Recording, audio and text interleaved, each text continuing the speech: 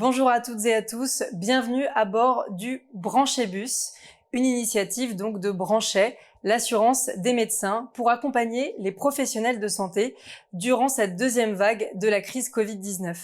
Le bus fera donc une tournée dans toute la France et viendra à votre rencontre pour aborder différentes problématiques auxquelles vous êtes confrontés aujourd'hui, notamment le sujet qui stresse les médecins, qui inquiète les médecins, aussi bien les médecins que les établissements privés, et la question de la programmation des malades en période Covid. Et donc pour en parler, je serai accompagnée aujourd'hui du docteur Patrick Georges Javordios, anesthésiste réanimateur et directeur médical Branchet, et du professeur Didier Mutter, qui est donc chef du pôle hépato-digestif au CHU de Strasbourg. Je vous propose donc de commencer. Bonjour à vous deux.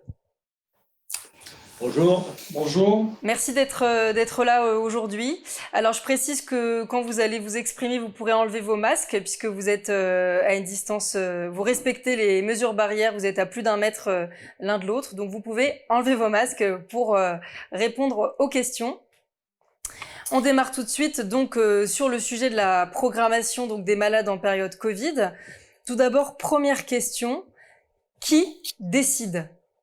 Je crois qu'on va commencer avec une réponse chirurgicale d'abord. Effectivement, en cette période où les instances et la logique des limitations des moyens nous imposent une certaine dose de déprogrammation, se pose la question de la programmation et du maintien de la programmation chirurgicale.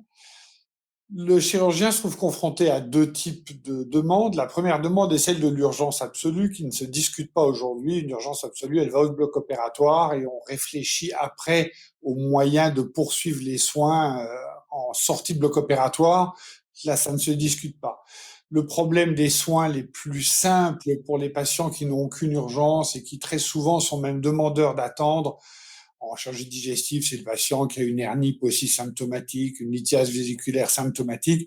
Il n'y a pas de problème pour les reporter. Le patient ne veut pas être confronté au Covid et ne veut pas mettre l'établissement en situation de risque. Le problème est beaucoup plus criant et beaucoup plus difficile à résoudre pour les patients qui se retrouvent dans des pathologies qui pourront amener, en l'absence de traitement d'urgence, une perte de chance. Ce sont les pathologies fonctionnelles avec des répercussions importantes sur le plan de la santé et bien entendu toutes les pathologies cancéreuses. Les pathologies cancéreuses, on entend bien la pathologie cancéreuse avérée en fonction de son stade d'évolution, mais aussi la pathologie cancéreuse potentiellement suspectée. Et on pose là la problématique du dépistage des cancers d'une façon générale. Le patient qui a des signes d'alerte sur l'existence d'un cancer potentiel doit absolument être dépisté si le problème de la perte de chance arrive. Il appartient donc au chirurgien en fonction des possibilités théoriques de son bloc opératoire, de décider quelles sont les urgences, quels vont être les patients qu'il va pouvoir sélectionner et quels sont ceux pour lesquels il estime que l'indication chirurgicale représente une nécessité suffisante pour le placer, on va dire, en tête de liste ou dans un ordre prioritaire, en prenant en compte la gravité de la pathologie, la vitesse évolutive suspectée et le risque de perte de chance en cas de déprogrammation. On sait que certaines pathologies particulièrement agressives perdent leur capacité curative au bout de quelques semaines. Il est exclu à ce moment-là d'attendre 6, 8, 10 ou 12 semaines puisqu'on n'a pas aujourd'hui de visibilité à long terme.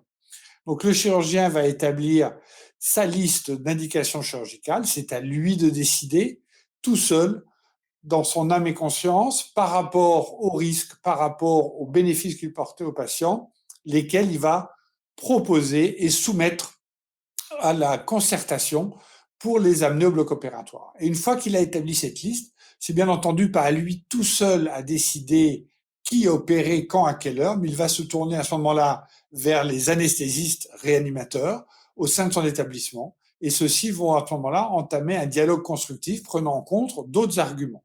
Ces arguments, c'est bien entendu aux anesthésistes réanimateurs de les développer. Patrick Georges, je te donne la parole.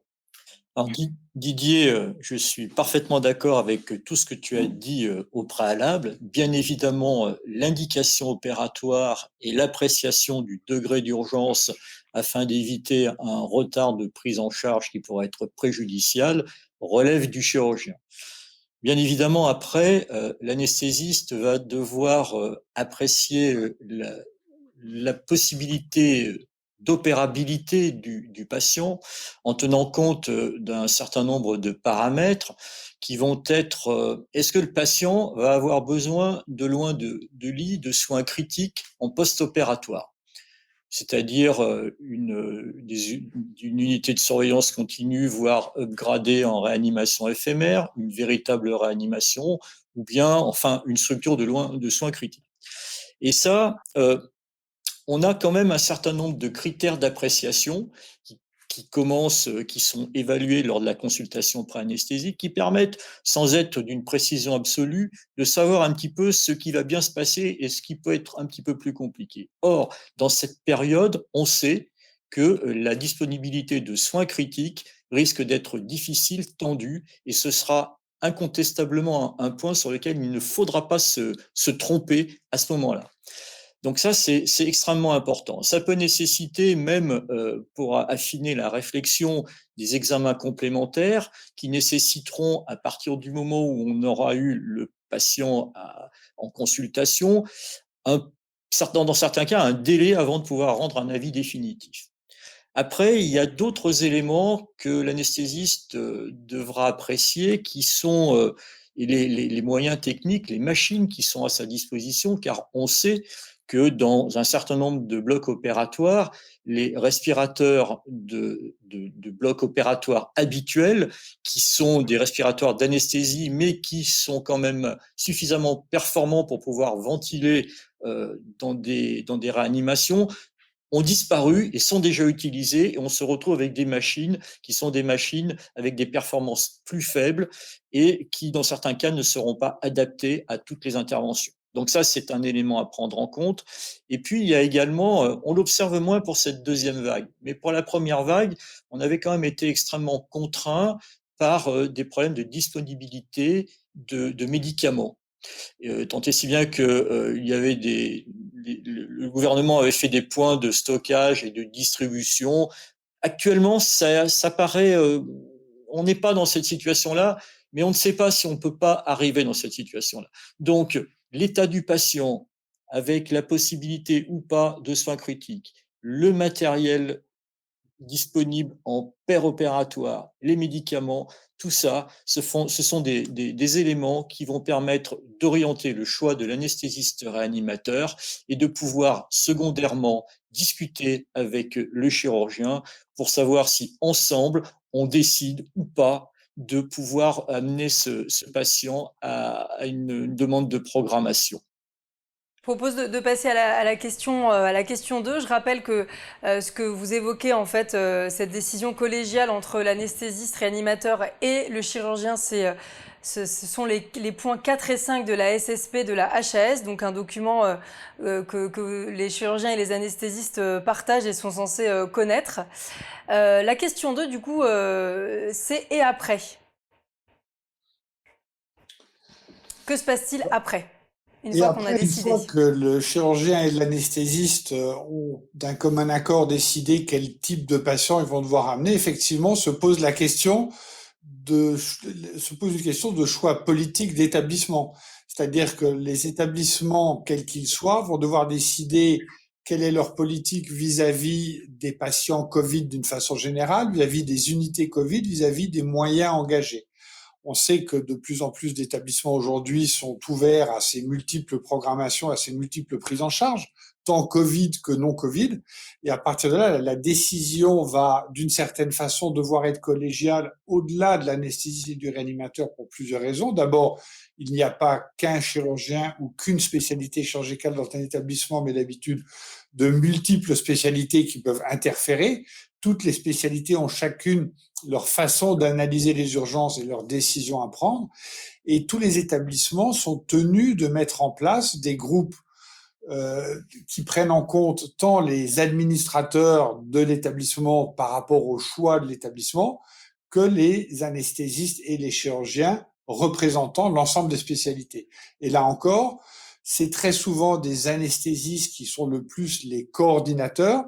Ils doivent prendre en compte les décisions structurelles des établissements. Les demandes et les recommandations, bien sûr, des ARS seront entendues, mais les décisions seront adaptées par rapport à ces décisions politiques et en aucun cas une décision de type ARS ne peut être univoque et prise sans discernement. Elle est contraire à la logique et à la bonne gestion des moyens et des ressources, tant matérielles que humaines. Il faut penser aux infirmières anesthésistes, que des chirurgiens, des anesthésistes, et in fine, l'objectif est quand même le patient.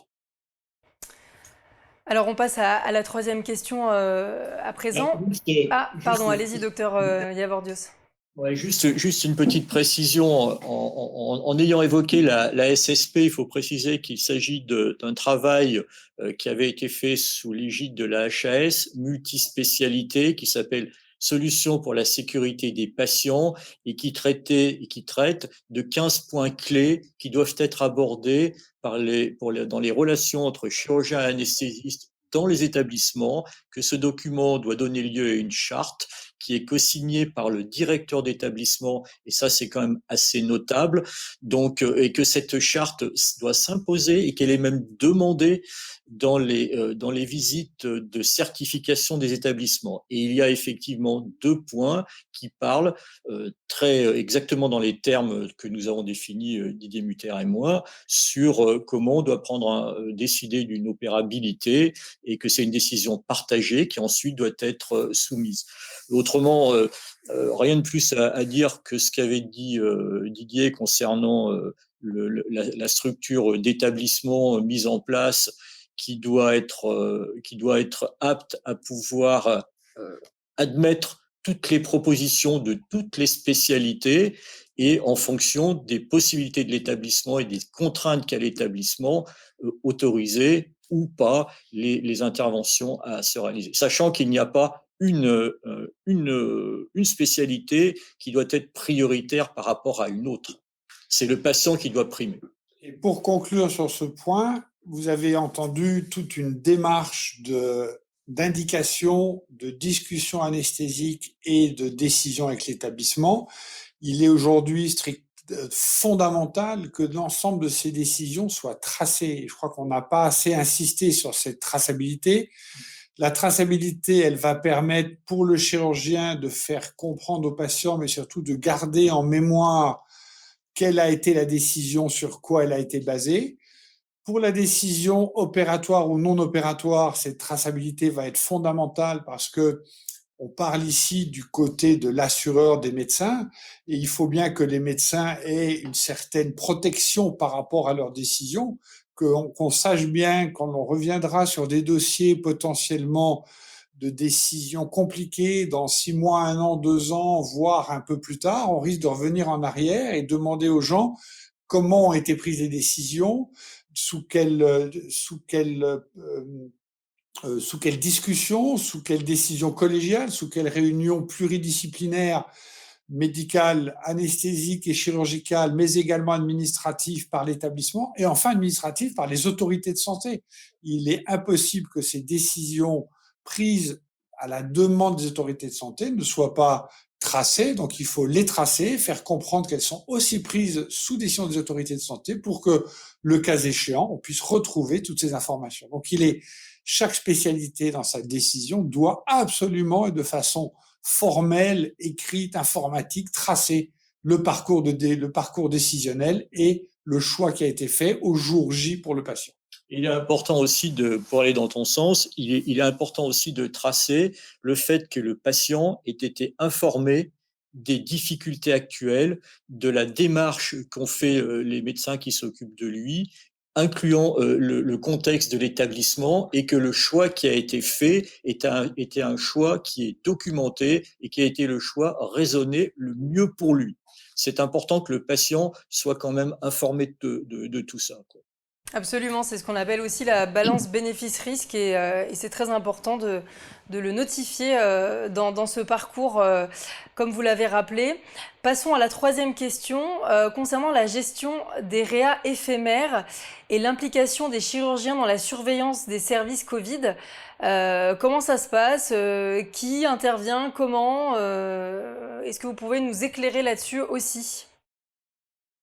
Alors, je crois que la partie chirurgicale va être relativement brève comme réponse, que la partie la plus importante, elle sera anesthésique. Il est évident que le chirurgien n'a aujourd'hui pas les compétences de réanimation, pas les compétences même d'urgentiste et pas les compétences de décision de problèmes aigus. Toutefois, on sait que dans certains établissements, la mise en place de structures de surveillance Covid, et j'entends pour le chirurgien hors réanimation ou soins de service continu où le patient est monitoré, le chirurgien peut être amené, comme tout professionnel de santé, à assurer une astreinte ou une garde de sécurité dans certains services. À ce moment-là, le chirurgien agit avec son diplôme de médecin uniquement, mais il est évident que ces décisions restent des décisions médicales relativement élémentaires et qu'il sera, dans tous les cas de figure, couvert et doublé en termes de sécurité par des anesthésistes et ou des réanimateurs qui ont, eux, la compétence de prendre en charge des décisions plus importantes. Le chirurgien n'intervient là vraiment que comme professionnel de santé aidant. Son assureur le couvre, bien entendu, de façon tout à fait normale pour l'ensemble de cette prise en charge, mais l'organisation des soins, là encore, doit être précisée, tracée, organisée, et la sécurité, comme va le préciser Patrick Georges, est bien entendu assurée en termes